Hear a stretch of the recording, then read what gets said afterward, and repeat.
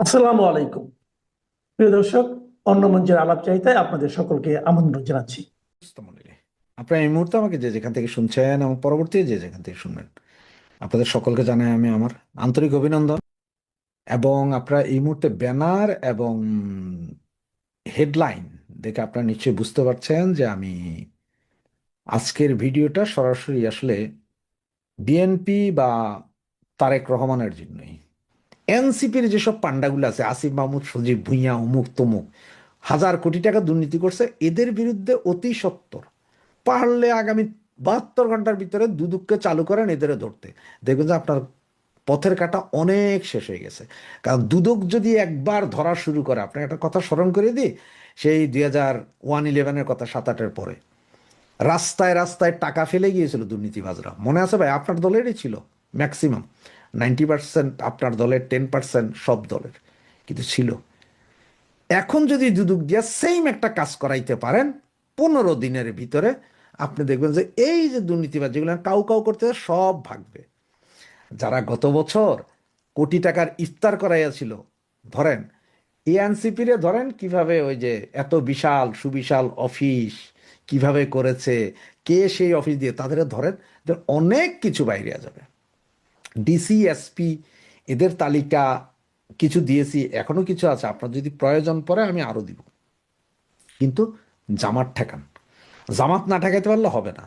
আর জামাত ঠেকানোর জন্য এখন আপনার দলের নেতা কর্মীরা আসলে সবাই বুঝে কিনা তাও জানি না, নাও বুঝতে পারে, জিদও থাকতে পারে যে 17 বছর আমরা, কিন্তু সবাই শান্তিপূর্ণ অবস্থানে ছিলাম। টুকটাক কিছু কিছু জায়গায় যে একদম হয় নাই মারামারি তা না, আওয়ামী লীগের সাথে হয়েছে, কিন্তু সবাই শান্তিপূর্ণ অবস্থানে একটা ছিল। সবাই যার যার ব্যবসা বাণিজ্য করছে, অন্তত চলছে। এখন জামাত ঠেকাইতে হলে আর এনসিপি ঠেকাইতে হলে আপনার একার দ্বারা, আপনার এই পার্টির দ্বারা সম্ভব হবে না। সুতরাং আমাদেরকেও মাঠে আসতে হবে, আমরাও মাঠে নামবো। আমাদের শত্রু আপনারা না, আমরা আপনাদের পলিটিক্যাল প্রতিদ্বন্দ্বী, কিন্তু আপনারা আমাদের কমন শত্রু হচ্ছে যে জামাত ইসলাম এবং এনসিপি। একটা কথাই মনে রাখেন, শত্রুর শত্রু বন্ধু হয়ে যায়। আমাদের দুইজনেরই কমন শত্রু এইটা। আর আমাদের দুইজনেরই কমন প্রবলেম এই এনসিপি পান্ডাদের জুলাই সনদ।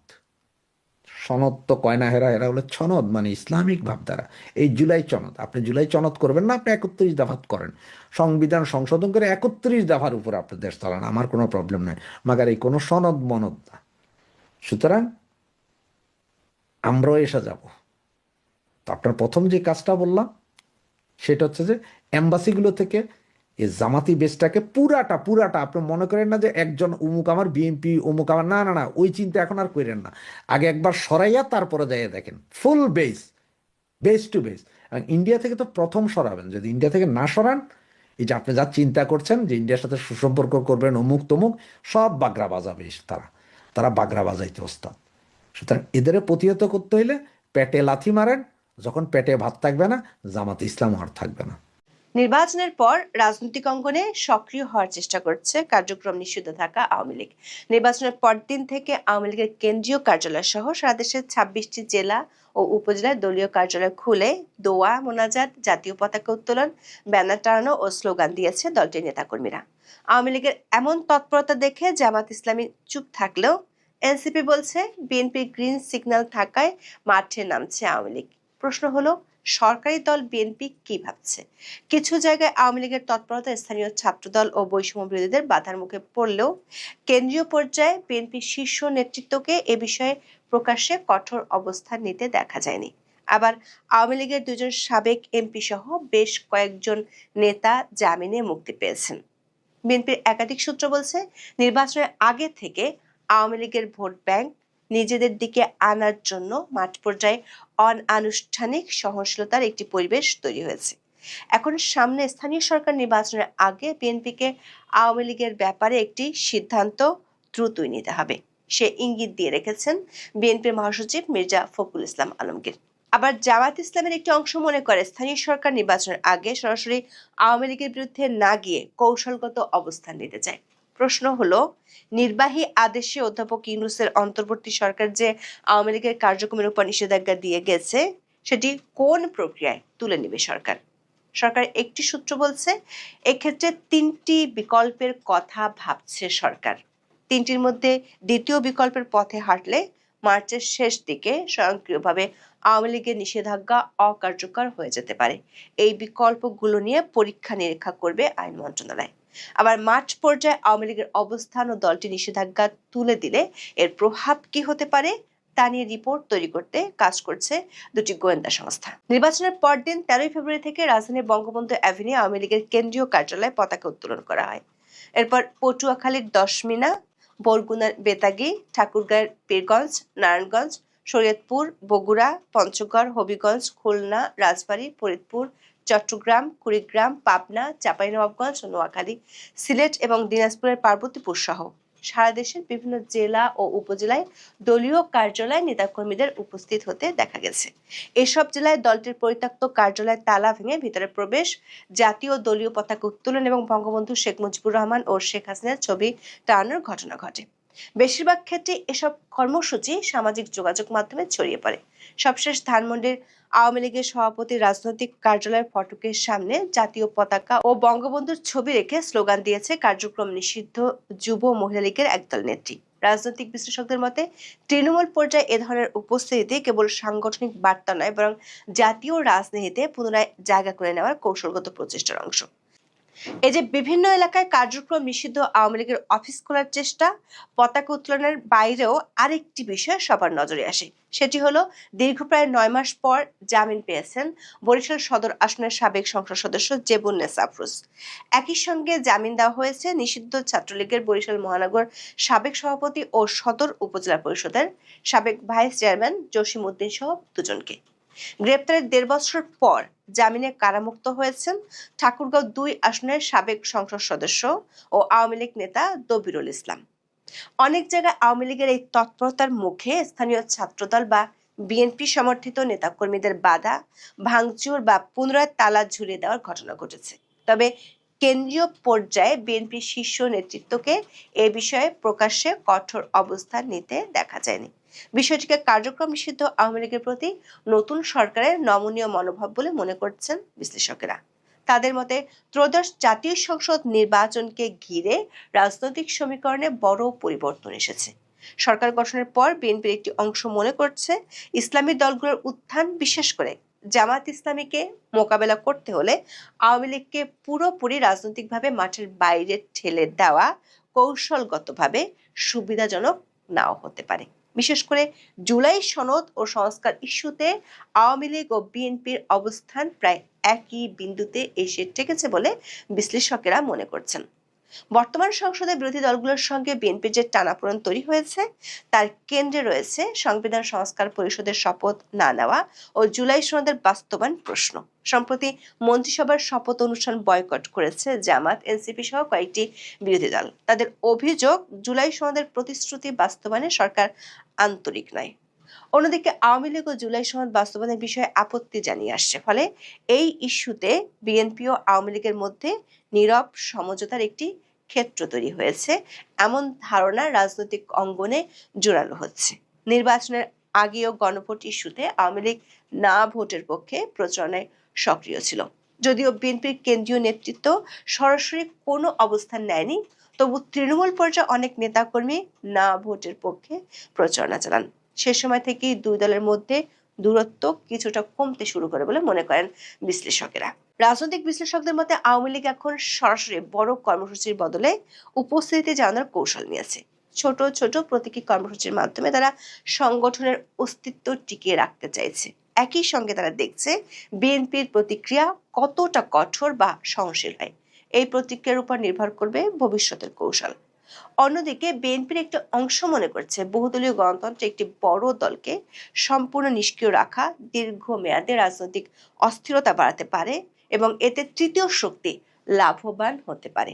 বিএনপির চেয়ারম্যান তারেক রহমান নির্বাচনের আগে বার্তা সংস্থা রয়টার্সকে দেওয়া এক সাক্ষাৎকারে বলেছেন, জনগণ চাইলে সাবেক প্রধানমন্ত্রী শেখ হাসিনার সন্তানরা রাজনীতিতে ফিরতে পারেন। এই বক্তব্যকে রাজনৈতিক মহল কেবল ব্যক্তিগত মন্তব্য হিসেবে দেখছেন না, বরং এটি একটি বৃহত্তর রাজনৈতিক বার্তা হিসেবেই বিবেচিত হচ্ছে। জাতীয় সংসদ নির্বাচনে বিএনপির নিরঙ্কুশ বিজয়ের পর বিএনপির চেয়ারম্যান তারেক রহমানের সঙ্গে বৈঠকের আগ্রহ প্রকাশ করেন সাবেক প্রধানমন্ত্রী শেখ হাসিনার ছেলে সজীব ওয়াজেদ জয়। ব্রিটিশ সংবাদমাধ্যম আইটিভিকে দেওয়া এক সাক্ষাৎকারে সজীব ওয়াজেদ জয় বলেছিলেন তিনি সব সময় উন্মুক্ত। তিনি এমন একজন মানুষ যে সব সময় আলোচনায় বিশ্বাস করে, তা যত কঠিনই হোক বা যার সঙ্গেই হোক, এটাই তার কৌশল। বিএনপির বিপুল বিজয়ের পর প্রথম সংবাদ সম্মেলনে আওয়ামী লীগ নিয়ে প্রশ্নের জবাবে তারেক রহমান বলেন, আইনের শাসন নিশ্চিত করার মাধ্যমে সমাধান হবে। সবশেষ গত 8ই ফেব্রুয়ারি নতুন সরকার মন্ত্রী হিসেবে প্রথম কর্মদিবসে আওয়ামী লীগের বিষয়ে সরকার অবস্থান কি হবে এমন প্রশ্নের জবাবে স্থানীয় সরকার, পল্লী উন্নয়ন ও সমবায় মন্ত্রী মির্জা ফখরুল ইসলাম আলমগীর বলেন, এটা তারা রাজনৈতিকভাবে পরে জানাবেন। এ নিয়ে সরকারে আলোচনার পরে জানা হবে। নির্বাচন কমিশন সূত্রে জানা গেছে, মেয়াদ উত্তীর্ণ ঢাকা উত্তর ও ঢাকা দক্ষিণ এবং চট্টগ্রাম সিটি কর্পোরেশন নির্বাচন আয়োজনের মধ্য দিয়ে স্থানীয় সরকারের নির্বাচন কার্যক্রম শুরু করতে চাইছে ইসি। এ বিষয়ে স্থানীয় সরকার বিভাগ ইতিমধ্যে নির্বাচন কমিশনের কাছে চিঠি পাঠিয়েছে। এই 3 সিটি কর্পোরেশন নির্বাচন শেষে পর্যায়ক্রমে বাকি 9 সিটি কর্পোরেশন এবং পাশাপাশি জেলা পরিষদ, পৌরসভা ও উপজেলা পরিষদ নির্বাচন আয়োজন করা হবে। 2024 সালের 5ই আগস্ট সরকার পতনের পর মেয়র, চেয়ারম্যান ও কাউন্সিলরদের পদত্যাগের প্রেক্ষাপটে অন্তর্বর্তী সরকার 12টি সিটি কর্পোরেশন, 330টি পৌরসভা, 497 উপজেলা পরিষদ এবং 64টি জেলা পরিষদের জনপ্রতিনিধিদের অপসারণ করে। বর্তমানে ইউনিয়ন পরিষদ ছাড়া এসব স্থানীয় সরকার প্রতিষ্ঠান প্রশাসকের মাধ্যমে পরিচালিত হচ্ছে। তবে আদালতের আদেশে চট্টগ্রাম সিটি কর্পোরেশনের মেয়র হিসেবে দায়িত্ব পালন করছেন শাহাদাত হোসেন। ইসি সূত্র জানায়, অন্তর্বর্তী সরকার দায়িত্ব নেওয়ার পরপরই স্থানীয় সরকার নির্বাচন আয়োজন নিয়ে আলোচনা উঠেছিল। সে সময় 3 বড় সিটি কর্পোরেশন ঢাকা উত্তর, ঢাকা দক্ষিণ ও চট্টগ্রাম সিটি কর্পোরেশন নির্বাচন আয়োজনের প্রস্তুতি নিতে চিঠি দেওয়া হয়। পরে অবশ্য বিএনপি সহ অধিকাংশ রাজনৈতিক দলের আপত্তির কারণে সংসদের আগে স্থানীয় সরকার নির্বাচন আয়োজনের সম্মতি দেয়নি সরকার। সরকারের বিরুদ্ধে সমালোচনা দানা বাঁধার আগেই নির্বাচনে 2/3 জয়ের আমেজ টাটকা থাকতে থাকতে বিএনপি স্থানীয় সরকার নির্বাচনগুলো সেরে ফেলতে চায়। নির্বাচন কমিশনার আব্দুর রহমান আল মাসুদ বলেছেন, ঈদের পর স্থানীয় সরকার নির্বাচনগুলো ধারাবাহিকভাবে সম্পন্ন করা হবে। বিএনপির শীর্ষ নেতাদের কয়েকজন মনে করেন, এই স্থানীয় সরকার নির্বাচনগুলোর আগে আওয়ামী লীগের নিষেধাজ্ঞার বিষয়ে বিএনপিকে একটি সিদ্ধান্ত নিতে হবে। কারণ জাতীয় নির্বাচনে আওয়ামী লীগের ভোটারদের একটি বড় অংশের ভোট বিএনপির বাক্সে পড়েছিল। ভোটার হিসেবে দেখা গেছে, আওয়ামী লীগের ঘাঁটি হিসেবে পরিচিত এলাকাগুলোতে বিএনপি নিরঙ্কুশ জয় পেয়েছে। বিষয়টিকে মাথায় রেখে স্থানীয় সরকার নির্বাচনের আগে সরকার আওয়ামী লীগের ব্যাপারে সিদ্ধান্ত নিতে চায়। না হলে স্থানীয় সরকার নির্বাচনে একই ভোট ব্যাংক বিএনপির বিরুদ্ধে গেলে উল্টো ফল আসতে পারে। অন্যদিকে জামাতের নেতারা মনে করেন, অনেক এলাকায় যেখানে বিএনপির নেতারা আওয়ামী লীগের উপর নির্যাতন চালিয়েছিল, সেখানে আওয়ামী লীগ জামাতকে ভোট দিয়েছিল। আবার স্থানীয় সরকার নির্বাচনের আগে সরাসরি আওয়ামী লীগের বিরুদ্ধে প্রকাশ্যে জামাত ইসলামী বিরোধিতা করলেও সেটি হিতে বিপরীত হতে পারে।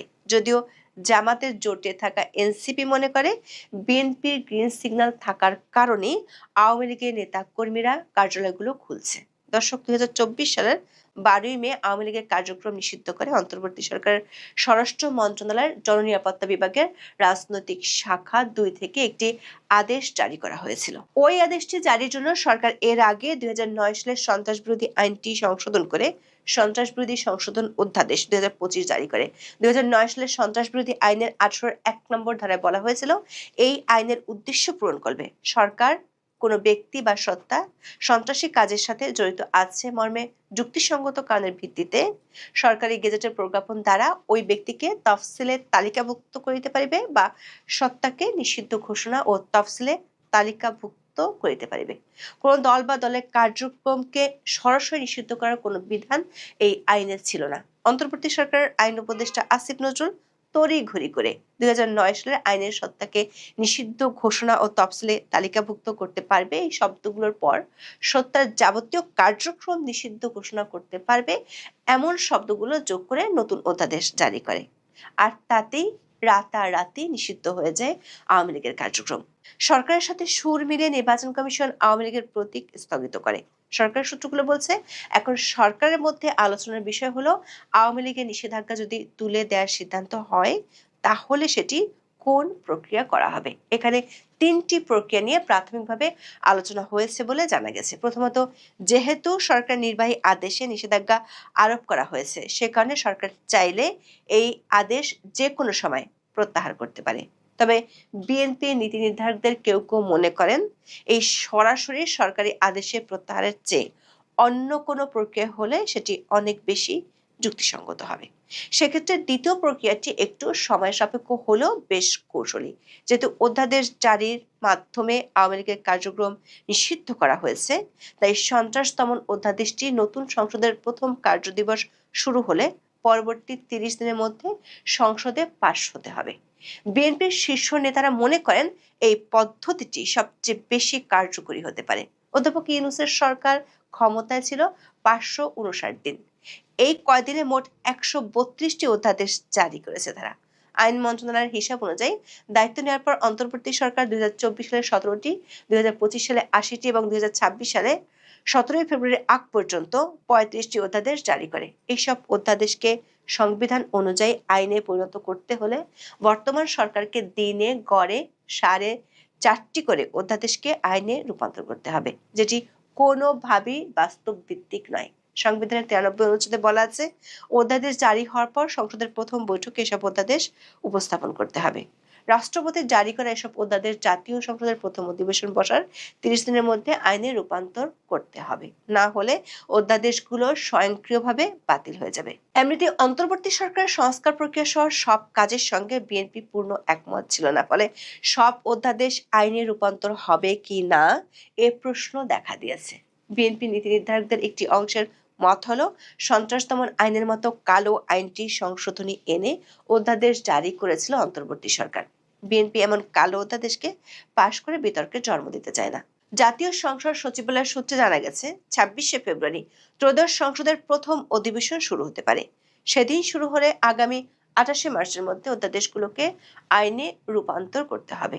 এর মধ্যে যেগুলো আইনে পরিণত হবে না সেগুলো স্বয়ংক্রিয়ভাবে বাতিল বা অকার্যকর হয়ে যাবে। ফলে সন্ত্রাস দমন অধ্যাদেশটি যদি স্বয়ংক্রিয়ভাবে বাতিল হয়ে যায়, তখন এমনিতেই আওয়ামী লীগের উপর নিষেধাজ্ঞাটি অকার্যকর হয়ে যাবে। তাছাড়া কোনো অধ্যাদেশকে আইনে রূপান্তরের প্রয়োজন হলে তার খসড়া মন্ত্রিসভায় ওঠাতে হবে। কিন্তু অন্তর্বর্তী সরকার হরে দরে এত অধ্যাদেশ করেছে যেগুলো 1 মাসের মধ্যে ভেটিং করা প্রায় দুঃসাধ্য।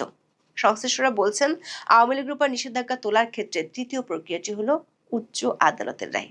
যদি কেউ অন্তর্বর্তী সরকার আদেশকে চ্যালেঞ্জ করে রিট করে, সেক্ষেত্রে আদালতের রায়ের প্রেক্ষিতে সিদ্ধান্ত নেওয়া হতে পারে। তবে এক্ষেত্রে আদালত যদি সিদ্ধান্তটি সরকারের উপর ছেড়ে দেয়, তাহলে সরকারের জন্য আবারও বিষয়টি নতুন করে জটিলতা তৈরি করতে পারে।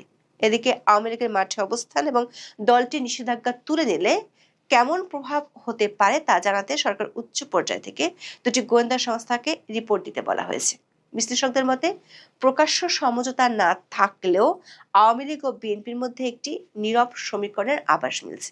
তবে পরিস্থিতি কোন দিকে মোড় নেয় তা নির্ভর করবে আওয়ামী লীগের সাংগঠনিক কার্যক্রমের ধারাবাহিকতা ও জাতীয় রাজনীতির পরবর্তী পদক্ষেপের উপর। তবে এটি নিশ্চিত হওয়া গেছে, স্থানীয় সরকার নির্বাচনের আগেই বিএনপি এ বিষয়ে সিদ্ধান্ত সেরে ফেলতে চায়। আওয়ামী লীগ যেভাবে অফিস খুলতেছে এবং কখনো বাধা দিচ্ছে, কখনো কখনো খুলে দিচ্ছে, এটা আওয়ামী লীগের দৈন্যতা নাকি অন্য কিছু? আসলে একটা রাজনৈতিক দল যখন বন্ধ থাকে, তাও সেটা যদি হয় বৃহত্তর একটি রাজনৈতিক দল, সেটা শুধু একটি দলের জন্য দৈন্যতা নয়, পুরো দেশের গণতান্ত্রিক দৈন্যতা হিসেবে আমি দেখব। ঠিক এইভাবে যদি বিএনপিও নিষিদ্ধ থাকতো, আমি এই কথাই বলতাম। আমি চাই যে বাংলাদেশের রাজনৈতিক প্রক্রিয়া, মানে গণতান্ত্রিক প্রক্রিয়া, সেটা চালু থাকবে। বিএনপিকে যেভাবে, আওয়ামী লীগকে যেভাবে নিষিদ্ধ করেছে, ছাত্রলীগকে যেভাবে নিষিদ্ধ করেছে, ঠিক এইভাবে যদি বিএনপিকেও নিষিদ্ধ করতো। অনেকে আমাকে ভিন্ন কথা বলে, আওয়ামী লীগের দোসর, ভারতের দালাল, শেখ হাসিনার দালাল ইত্যাদি ইত্যাদি বাক্য বলে থাকে। তাদের কাছে সবিনয় বলতে চাই তাদের উদ্দেশ্যে, ঠিক এইভাবে যদি কখনো হওয়ার সম্ভাবনা বেশি, সমূহ সম্ভাবনা রয়েছে, বিএনপি বা ছাত্রদল নিষিদ্ধ যদি করে, সেদিন এইভাবেই প্রতিবাদ করব, যেটা আমি এখনো করে যাচ্ছি। আপনি যেটা বললেন, এই দৈন্যতা অবশ্যই আওয়ামী লীগের কিছুটা দৈন্যতাই, কিছুটা না, অনেক দৈন্যতা। কারণ যে দলটি স্বাধীনতার নেতৃত্ব দিল, সেই দলটি আজ নিষিদ্ধ। এটা যেমন এই তথাকথিত ইউনূস সরকারের এনজিও গ্রাম আদম ব্যাপারীর সরকারের যেমন জুলুম ছিল কোনো সন্দেহ নাই, তেমনি এটা আওয়ামী লীগের জন্য ব্যর্থতাও। কারণ আওয়ামী লীগ এত বড় একটা দল, তাকে নিষিদ্ধ করার সাহস কিভাবে পায়?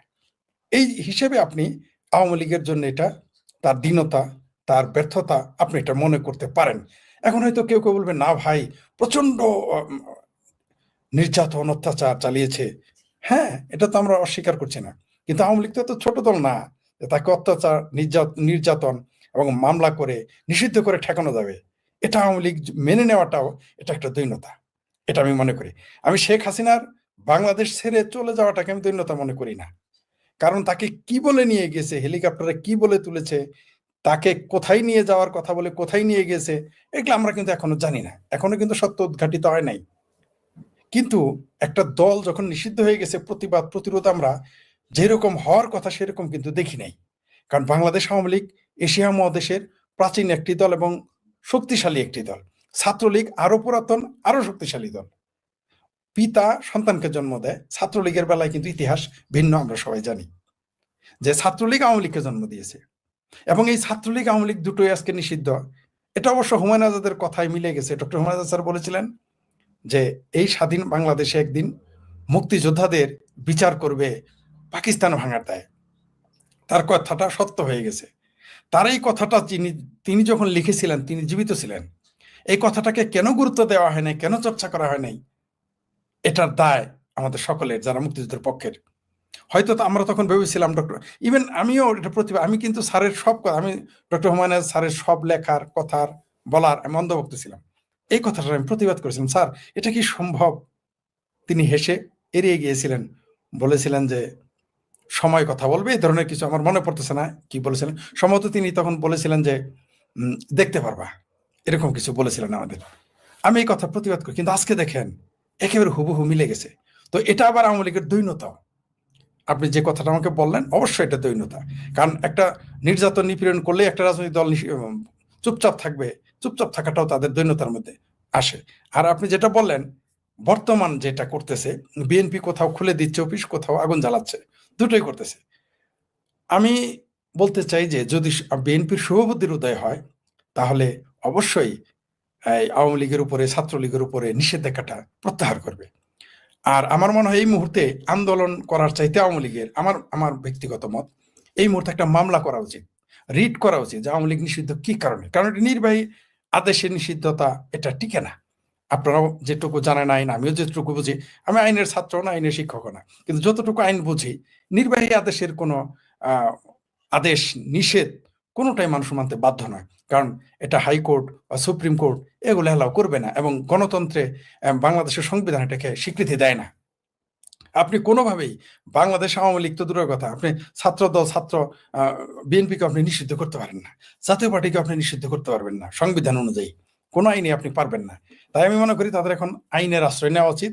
আর বাংলাদেশে এই মুহূর্তে যে নতুন সরকার এসেছে, যে একেবারেই এই 3-4 দিন হয়ে গেল যে সরকার, বিএনপির সরকার, তাদের উচিত হবে এই ব্যাপারে আইনকে তার নির্দিষ্ট গতিতে চলতে দেওয়া। যদি তারা বাধা দেয় এবং এই নিষিদ্ধতাকে ওইভাবেই রেখে দেওয়ার চেষ্টা, মানে আমি বলছি না যে আইন প্রয়োগ করবে, আইনের ব্যাপারে বিএনপি যদি সরকারিভাবে এখানে প্রভাব খাটানোর চেষ্টা করে, তাহলে এটা বুমেরাং হয়ে যাবে। এটা তার জন্য ক্ষতি হবে, দেশের জন্য ক্ষতি হবে।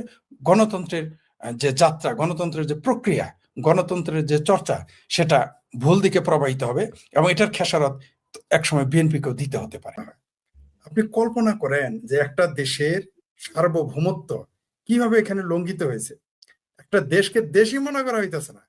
আরে ভাই, একটা বাজারেও খাবার যদি আপনি নিয়ে যান, সেইখানে স্থানীয় মানে উপজেলা প্রশাসন, জেলা প্রশাসন খাদ্যের উপরে তদারকি করে যে খাদ্যটা মানুষের উপযুক্ত কিনে।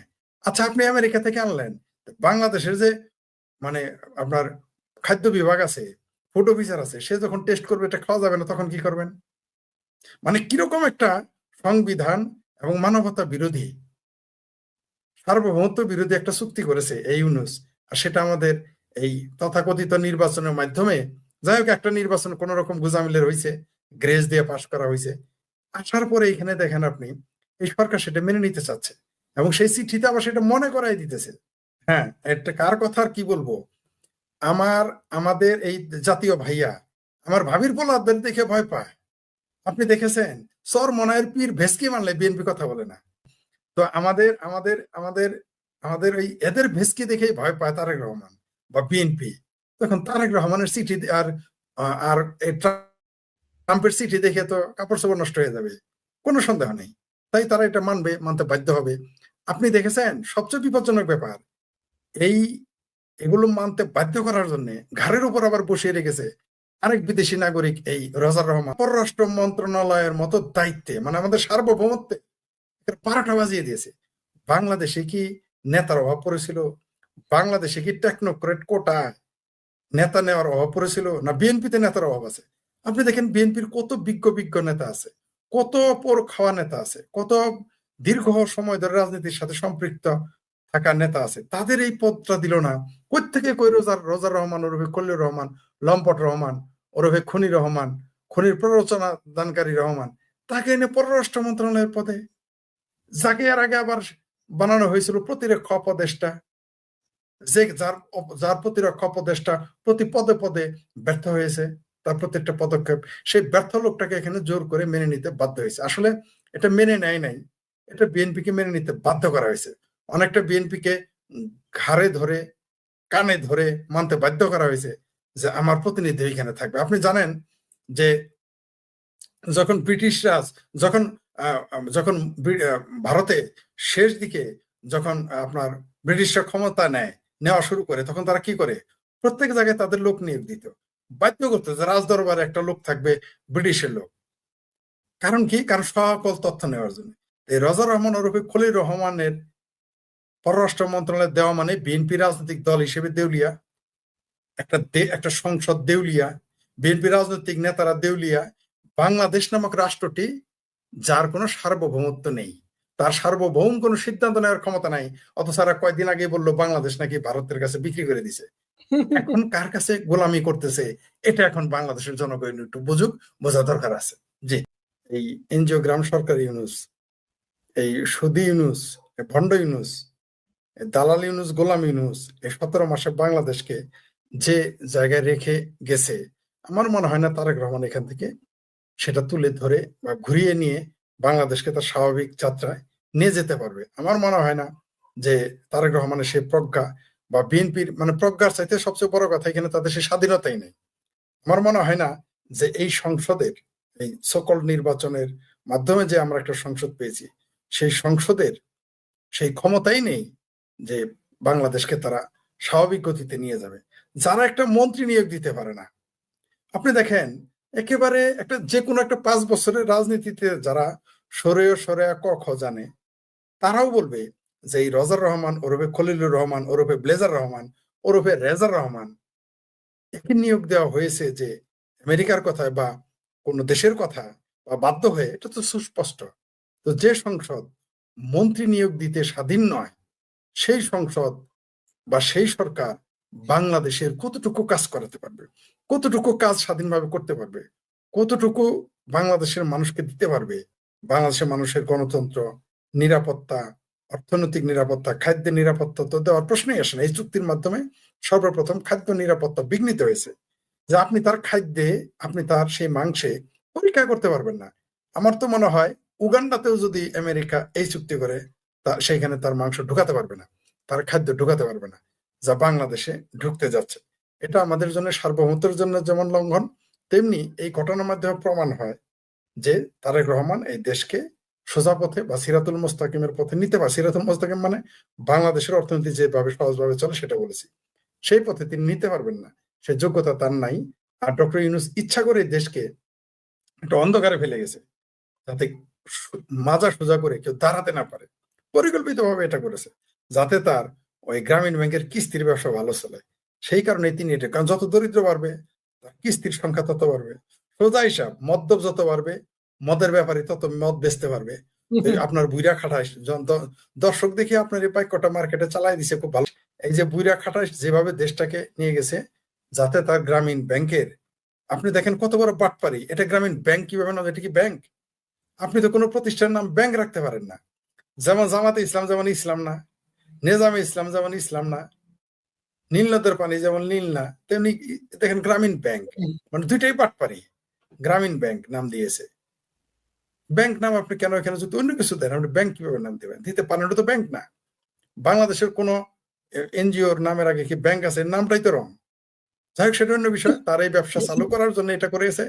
আপনি ঠিকই বলেছেন, ইউনুস বোধ শিয়ানা মাল। ইউনুস আর আমেরিকার ব্যবসা চলবে সেইভাবে এই সরকারকে তারা বসিয়ে গেছে। তারেক রহমান যাই করুক না কেন, সেটা আমেরিকা আর ডক্টর ইউনুসের গ্রামীণ ব্যাংকের আর ডক্টর ইউনুসের আদম ব্যাপারীর ব্যবসাটা খুব ভালো চলবে। আমার মনে হয় দেশ ভালো চলবে না।